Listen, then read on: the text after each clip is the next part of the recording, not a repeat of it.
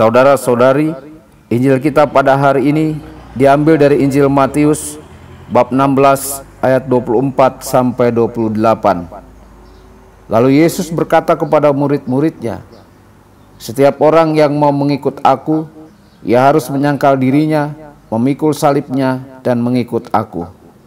Karena barang siapa mau menyelamatkan nyawanya, ia akan kehilangan nyawanya. Tetapi barang siapa kehilangan nyawanya karena aku, ia akan memperolehnya. Apa gunanya seorang memperoleh seluruh dunia tetapi kehilangan nyawanya? Dan apakah yang dapat diberikannya sebagai ganti nyawanya? Sebab anak manusia akan datang dalam kemuliaan Bapanya, diiringi malaikat-malaikatnya. Pada waktu itu ia akan membalas setiap orang menurut perbuatannya.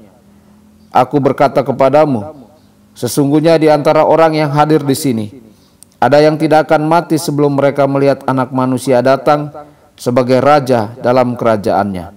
Demikianlah sabda Tuhan. Terpujilah Kristus.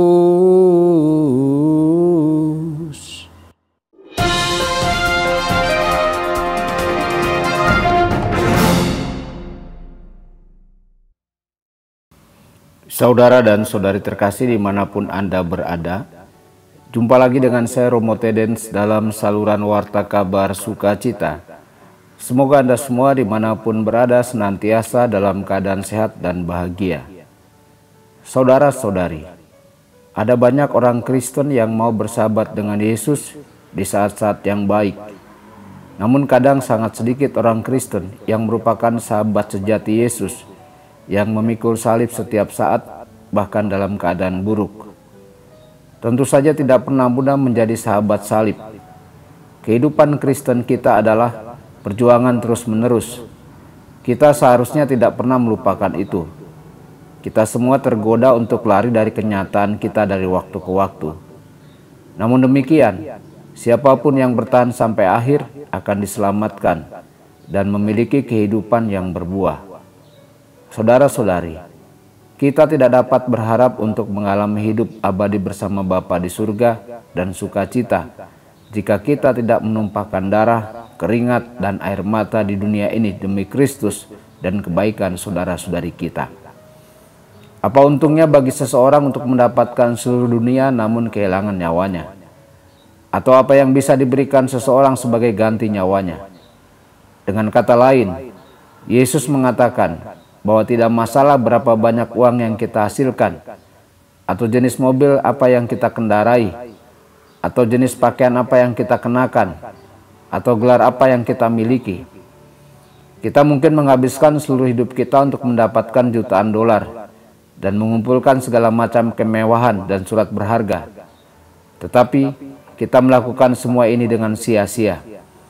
Kita akan kehilangan arti hidup yang sebenarnya dan harta cinta sejati. Saudara-saudari, jangan membuat kesalahan dengan terus berusaha membuat hidup hanya lebih mudah dan nyaman untuk diri sendiri. Kita hanya akan menjadi sangat sengsara dan sangat kesepian. Karena Anak Manusia akan datang bersama para malaikatnya dalam kemuliaan Bapanya, dan kemudian Dia akan membalas setiap orang sesuai dengan tingkah lakunya. Jelas bahwa Yesus tidak akan membiarkan kita masuk surga hanya karena kita berkata kita percaya kepadanya. Dia juga memperjelas hal ini dalam ajaran-ajaran lain di seluruh Injil. Iman saja tidak cukup untuk diselamatkan. Bahkan iblis pun percaya dan gentar. Mari kita renungkan kata-kata Santo Yakobus. Apakah gunanya, saudara-saudaraku, jika seorang mengatakan bahwa ia mempunyai iman, padahal ia tidak mempunyai perbuatan? Dapatkah iman itu menyelamatkan dia? Jika seorang saudara atau saudari tidak mempunyai pakaian dan kekurangan makanan sehari-hari, dan seorang di antara kamu berkata, "Selamat jalan, kenakanlah kain panas dan makanlah sampai kenyang," tetapi ia tidak memberikan kepadanya apa yang perlu bagi tubuhnya, apakah gunanya itu? Demikian juga halnya dengan iman.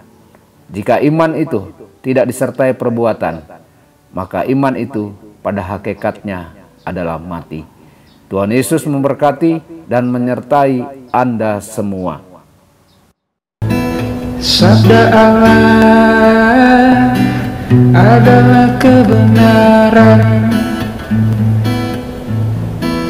Sabda Allah adalah kehidupan. Mari kita mencintainya, mari kita menghayatinya. Ya Tuhan yang ku muliakan, sabdamu angkat resahku.